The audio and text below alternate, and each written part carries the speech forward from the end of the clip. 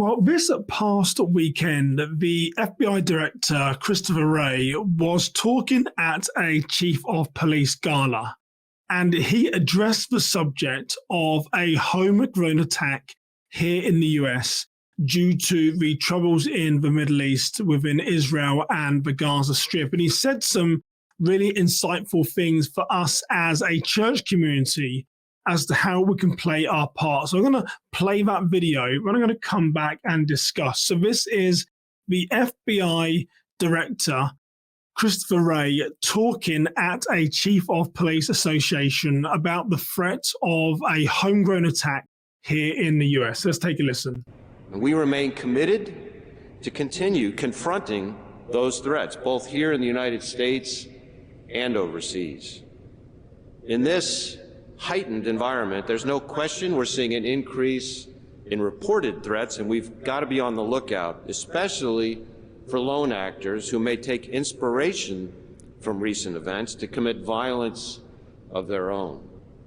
So I'd encourage you to stay vigilant, because as the first line of defense protecting our communities, you're often the first to see the signs that someone may be mobilizing to violence.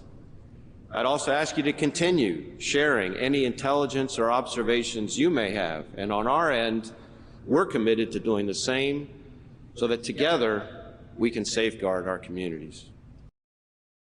So really interesting there, things being said. I want to pop the first one up. So the first statement was, in his opinion, based on the intelligence that he has, and bear in mind this is the FBI director, responsible for over 10,000 agents across the US, he says there's no question we are seeing an increase in reported threats. So I think we all come from the place, particularly in a church, knowing that we are very vulnerable. Everyone seems to be in an agreement that we're seeing an increase in reported threats. The second statement that he made was especially from lone actors who may take inspiration from recent events. Now, a friend of mine reached out 2 or 3 days ago and said, Simon, do you honestly believe that there could be a Hezbollah, Hamas-style attack here in the US? And here's what I know, and this is where I'm in agreement with the FBI director. In recent years, there has been so much validation seeking. There's been so much copycat. I'm not necessarily concerned about Hamas or Hezbollah here in the US, but I am concerned with those people that have mental illness, are easily radicalized, are looking for a cause or some type of belonging, and they feel the best thing that they can do is to go and attack innocent people here in the US. And so, yes, I'm concerned, as everyone is, of a homegrown attack. But like the FBI director says here, I'm more concerned about those lone actors who might work in isolation because they've got mental illness, they've been radicalized. So I'm going to talk in a few moments about how we can do that. But as a church, my mind is always, this is the best way where we can find those individuals and bring them closer to the Lord. It might be harder with someone who has the ideology of terrorism, who's trying to change a political reform, which is what you need to be a terrorist. However, in a church, we are going to see those human behaviors. And I agree with the FBI director.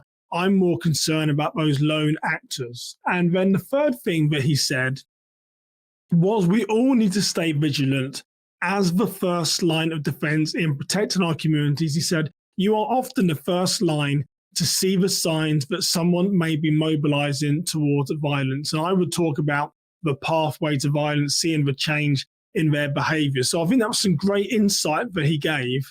And yes, again, I agree. We are the first line of defense outside of a house of worship.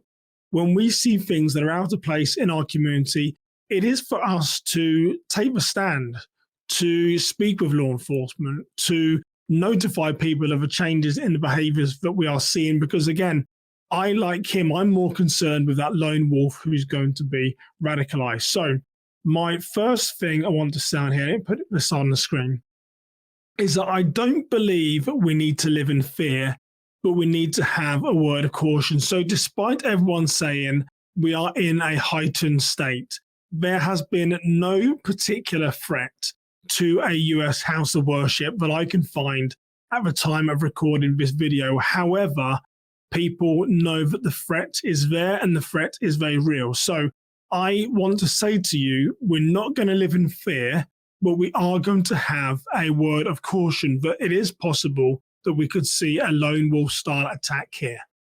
Now, he mentioned for us being the first line of defense, and I'm going to say something now. I'm going to qualify it, but I'm a former detective in the UK that focused on organized crime and terrorism.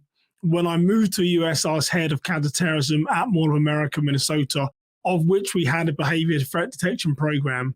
A lot of people in houses of worship, I don't know if it's a law enforcement term, how it crept into a church, but people will use the term just doesn't look right. Here's why I do not like that in a church. In a house of worship, who are we to say what is normal and what is not normal? We are all the same in the eyes of the Lord. So when someone says just doesn't look right, I don't like that. And here's the reason why. Because you should always be able to qualify the behavior as to why it is outside of baseline. It is 90 degrees outside. Someone's walked in wearing 2 jackets. That is outside of baseline for a house of worship. No one is doing that. That person has walked in carrying a box, carrying a suitcase. Their behavior is outside of baseline. As at our house of worship, people do not do that. Their behavior is out of baseline because they've walked to the front of a church. They've stood up when the pastor is preaching. No one does that at our church. Their behavior is outside of baseline, so I'm going to approach. So I really prefer us to qualify the behavior, not just say just doesn't look right, because what does that mean? Just doesn't look right. In the eyes of the Lord, we're all the same. We should be able to qualify it based on their behavior. Their behavior is outside of baseline because of 1, 2, 3, 4. People then say, I get it, Simon, I understand. Rather than just saying it just doesn't look right, we should always be able to qualify our behavior. I can't think of many behaviors where we can't explain to someone why it's outside of baseline as opposed to just doesn't look right. I've personally found when people use just doesn't look right, it can lead to discriminatory or biased viewpoints of us when we say that, as opposed to saying that behavior is outside of baseline because that person's been walking around the church for an hour, 45 minutes. People generally don't do that at our church. So I'm going to approach them from a position of grace and Christ and find out why they're here. So in relation to him saying we serve as a first line defense, I would agree. And I'm going to encourage you to go looking for behaviors that are outside of baseline. Eliminate what just doesn't look right. Because what do those behaviors look like that you mentioned? Let me make this a bit bigger in case it's hard for you to see here. Is that we know that there's a pathway for violence that these assailants go through, and it's the manifestation of the idea of someone saying that I feel like I need to go and get involved in an act of terrorism or go to this house of worship, this synagogue, and cause an attack. So the first thing they're going to do is manifest that idea. The second thing is they're going to identify the target. Your church, your synagogue is the target. They're going to attend that location, conduct surveillance, plan their attack, practice their attack, and then carry out their plan. Generally, this is a pathway to violence that most of these offenders follow. And particularly these lone wolves, as I've been talking about. So why are some of these underlined in red? Well, these are ones that have behaviors that we will see in a house of worship or synagogue. So we have conducting surveillance. This could be people being found in restricted areas of your church, wandering without a purpose, asking unusual questions or taking videos, taking pictures on their cell phone of things around the church. We can see those elements of surveillance, and then we're going to intervene. People often say, well, Simon, what's the difference then between surveillance and execution? It's really just the outcome. They're going to go from surveillance, they're going to go to rehearsal, and the rehearsal leads to the execution, and they're exactly the execution and rehearsal are the same thing. But these are the 3 things: surveillance, rehearsal, execution, where we're going to see human behavior. So this is the pathway to violence. Everything underlined in red here is where we can then play our part. And he called for us to be vigilant. So what does this look like in our house of worship? Let's start with monitoring our doors and access during Sunday service?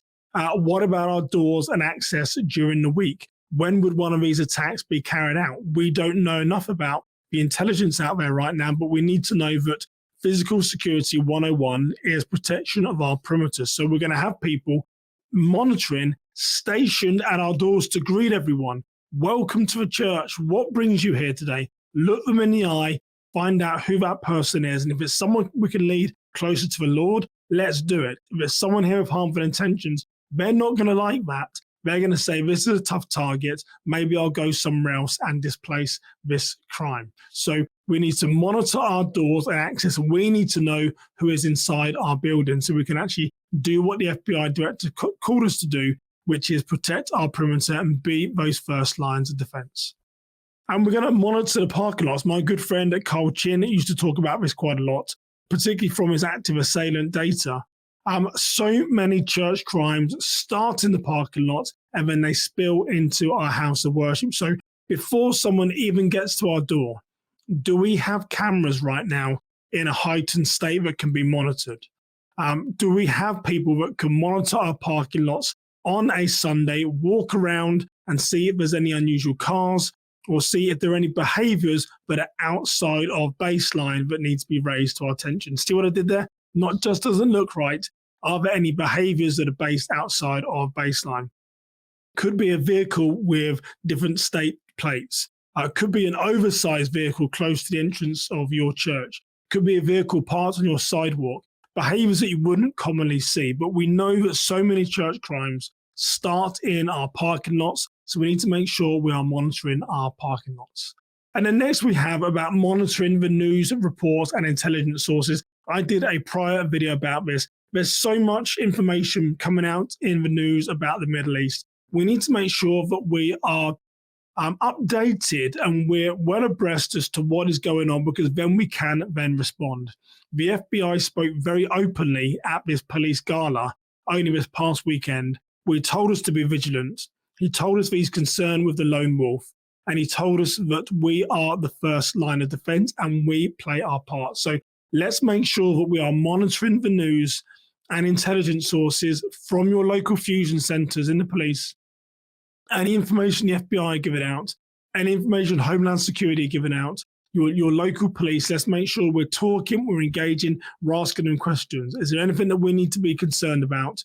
Monitoring the news to see what may be happening here with ongoing attacks. And then the last thing that I want to talk about is making sure that we really encourage our church community to report. Now, I find that so many houses of worship are reluctant to do this.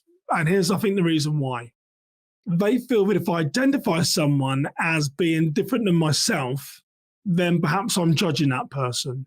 Or if I talk about this person in a certain way, maybe I'm demonstrating to someone else that I have a bias. And what I would say is if you focus on the behaviors that are outside of baseline and explain this person is out of baseline because of 1, 2, 3, 4, very rarely will you be challenged in your reporting. So we really want to make sure that all our ministry teams are encouraged to report information, particularly at this heightened state we're in here in the US, because we do not know if an attack is going to take place in the US and what it is going to look like. So everyone needs to be in that heightened state, and that means everyone needs to play their part in reporting. So really encourage reporting across your ministry teams and explain to them when you see things outside of baseline, just notify us, tell us what they are, and then we can then respond. So let me put this on full screen here. Before I go out, I just want to tell you about these decision decks that we have. So we have 6 different versions.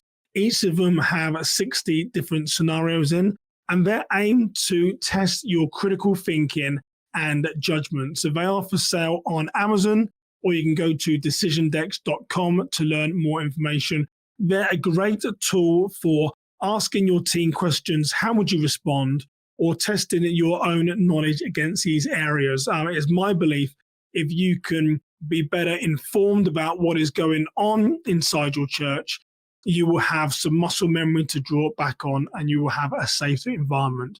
As the Marines say, the body cannot go where the mind hasn't been. The body cannot go where the mind hasn't been. These decision decks give you the scenarios to test your critical thinking so you can then in turn keep your ministry safe. So as always, there some of my views. I just want to jump in and talk about the FBI director's statement. I've broken it down a little bit for you, but what are your views? Are you concerned that there could be a lone wolf style attack here in the US? And is your church taking any action to prevent it? I would love to know. Please drop a comment below. But for now, you stay safe, you have a blessed day, and I'll see you next time. Take care, everybody.